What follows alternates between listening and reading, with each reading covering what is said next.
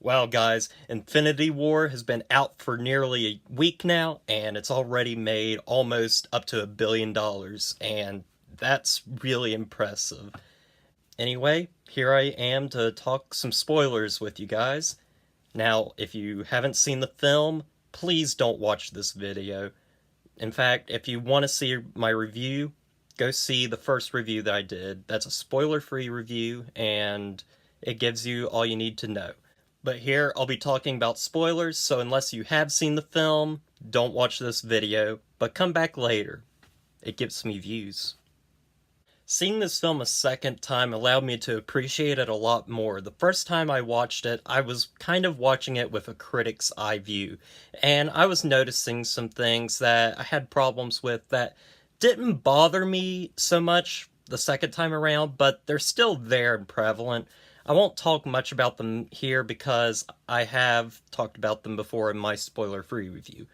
But anyway, I just want to start off with certain scenes that I liked and what I thought about them. So, first off, let's start with the very beginning of the film. Loki dies. Yep. The very first scene of the film, although is horrifying and actually really scary because it introduces Thanos, I will say that it's very well connected with the ending of Thor Ragnarok because it deals with the Asgardians as they fly away from Asgard, which has been destroyed in Thor Ragnarok. And honestly, it almost makes the ending of Thor Ragnarok pointless. Now, I did like Thor Ragnarok, and I really liked the ending. It was a really nice, sweet ending where they're like, oh, Asgard isn't a place, it's a people. And then you just see them all die in the beginning of the film. However, there is something later on in the film that leads me to believe that not all of them are dead because I was like, wait, they've introduced Valkyrie and Korg, and they're these characters that people seem to really like, and now they're dead. Nah, Thor actually says something later on in the film that half the Asgardians were able to leave the ship before it got destroyed. So that's cool. But back to Loki, this death scene was actually really heartbreaking, and I'm honestly glad it happened.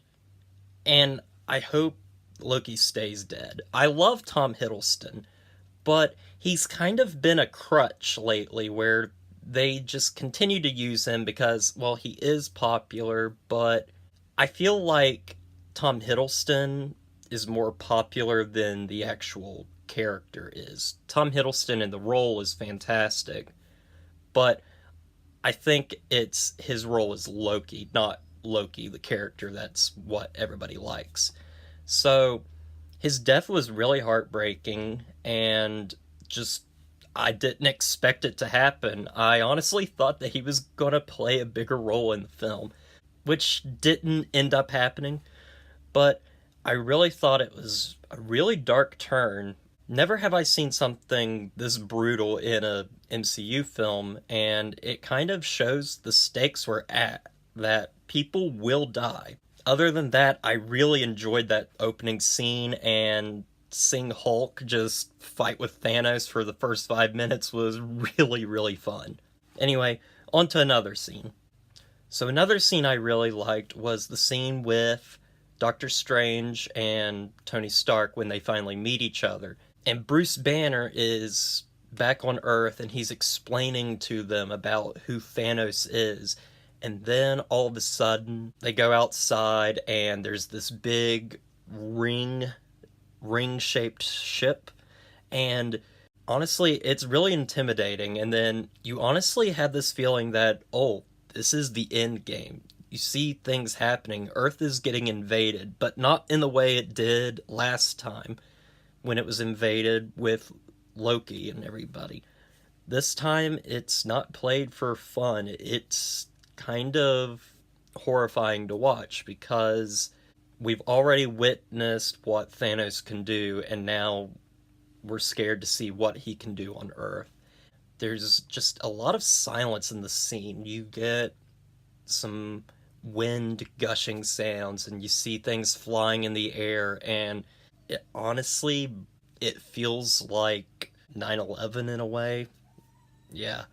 But yeah, it's really horrifying. And then you get introduced to the children of Thanos, who have this really great action scene with our heroes. And then Spider Man shows up, and it's just really fun to see.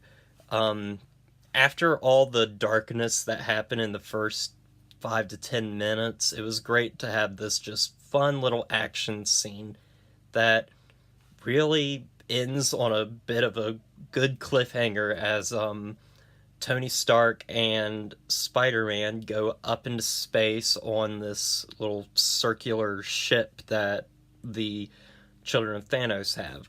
And then that's all we see of them until like maybe like 30 minutes later, which is crazy. Other things I really loved in the film, I loved it when Thor met the Guardians of the Galaxy, and we had this kind of rivalry between Thor and Star-Lord. And it's really funny because both actors have really good timing and really good comedic chops, and it makes the scene so much fun. And I love the adventures that Thor and Rocket Raccoon and Groot go on, and it's just really funny hearing Thor say, "Ah, yes, rabbit." I don't know. It's it's really stupid in a way, but Chris Hemsworth just has so much charisma that him just calling Rocket Raccoon rabbit is really funny, as well as him calling Groot tree, because that's what he is. And I don't know. The comedy does really work in this film a lot. For as dark as the film gets, there's enough comedy to not make you forget, but to at least help you in your enjoyment so that it's not just a downer the whole time, because the film can get really dark. And one of those moments involves the Guardians of the Galaxy. There's this part in the film where Gamora is taken by Thanos to get one of the Infinity Stones, and there's this really great cameo to get the Soul Stone, and Red Skull appears. And when I first saw Red Skull in the film, I thought it was Hugo Weaving. He sounded exactly like him, but turns out it was actually Ross Marquand from The Walking Dead. And, well, he's got a spot on impersonation, and like, did he need to be there? No, but it was a nice callback, and I really, really enjoyed it. But the scene gets really, really dark and honestly really sad. And this is the part in the film where we really see Thanos as more than just a big, giant killing machine. We see him a little bit with humanity in him, as he actually has to sacrifice his daughter Gamora. So Gamora dies and he gets the Infinity Stone. But there's this part when she falls and you see her lying on the ground, and then it fades to him, and you just see the sadness on his face when it happens. Like, he almost feels for her. And I believe it because Josh Brolin just gives such a good performance in this film, and it was just really heartbreaking. Like, of all the horrible stuff in this film, maybe this is awful of me, but I felt the most emotional during that scene than the other scenes that happen later on in the film. Now, I will talk about some things that didn't work for me. They're more nitpicks than problems I have with the film, and I think one of them has to do with Wakanda. Wakanda feels it's supposed to be this big Act 3 finale, but the setup is never there, and it just feels kind of random that they would be fighting right there. I mean, I know there's a logical plot reason. They're there to get the Infinity Stone out of Vision, who's holding one of the stones, and they're using Black Panther's sister to help them out. But the big fight, though epic and some of the best fighting I've seen in these films, I don't know, Wakanda seems more like it was there to connect with Black Panther because Wakanda was in Black Panther, so maybe we should show Wakanda in Infinity War. I don't know. It's still really fun, and we get a lot of good scenes with Captain America, but we don't get a lot with other characters such as Black Widow and the Winter Soldier. But they're not exactly at the forefront. In fact, they had a lot to do in Civil War, so I can understand if they're kind of played more in the background in this one because that was their film more, and this is just a overall film with everybody in it, so not everybody's going to have the same amount of screen time. But then one of the best parts during the fight scene is when Thor arrives. And it's just, I was in awe when I saw Thor with his new hammer, Stormbreaker, I think it is.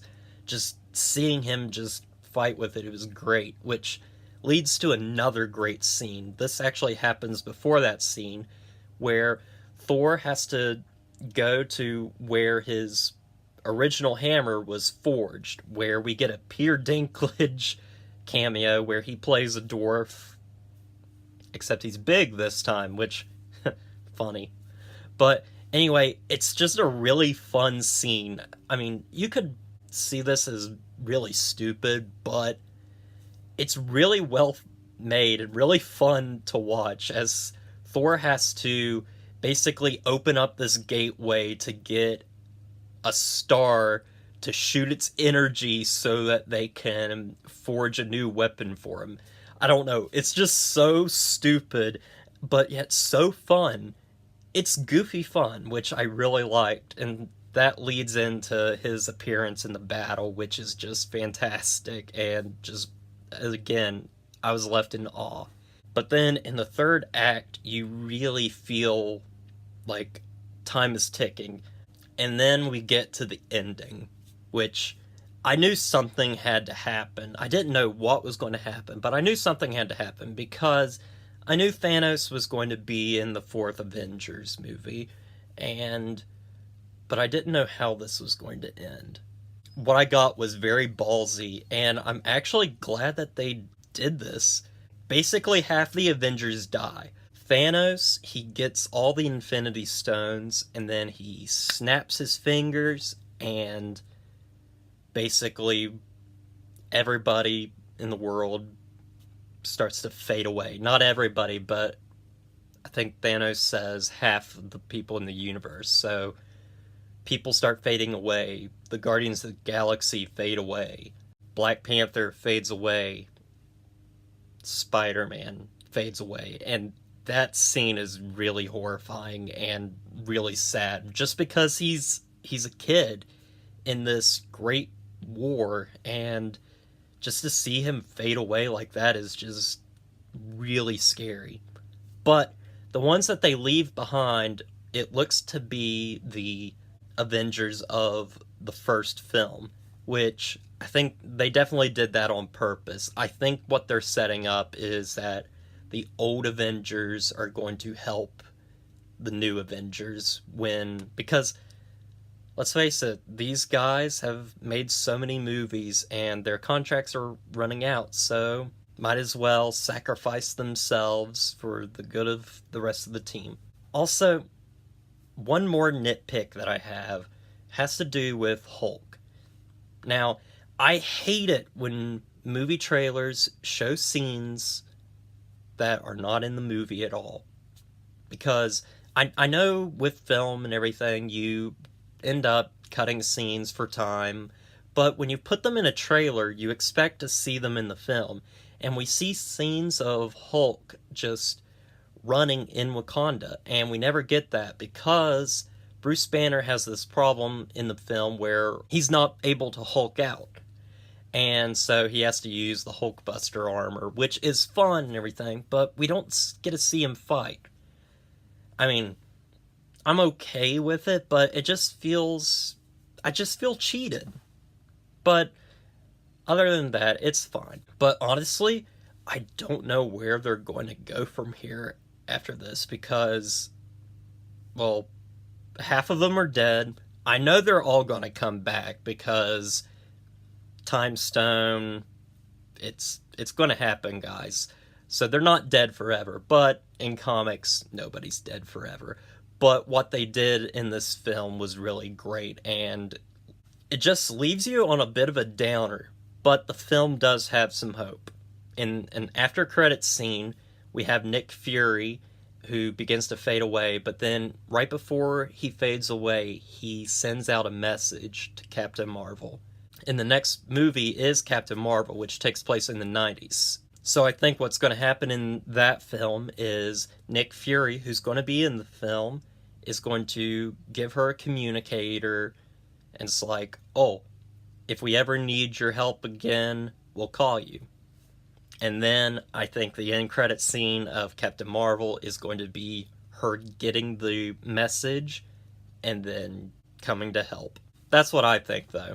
Yeah, guys, I know this really wasn't much of like a spoiler review or anything, but it was just me talking about scenes that I really liked and some things that I thought was about, but overall, I still thought the film was really fun, and I really enjoyed it more the second time. And the pacing issues that I had in the film, they are still there, but they're not as prevalent as they were when I first saw it. And I was able to blast through the movie, which, is 2 hours and like 30 minutes.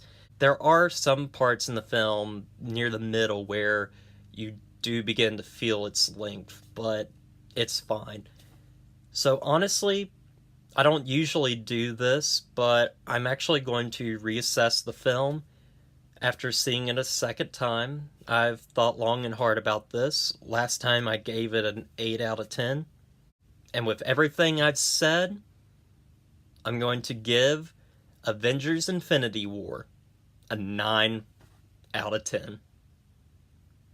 Well, guys, thanks for watching this. I know this is a little longer, but I wanted to talk about certain scenes that I really enjoyed. And I don't know, just to give my thoughts on what I think the next Avengers movie is going to be, as well as the next Captain Marvel movie, which I'm actually really excited for because I know nothing about her, which is how I was with Black Panther. I was really excited for that film because I didn't know anything about him.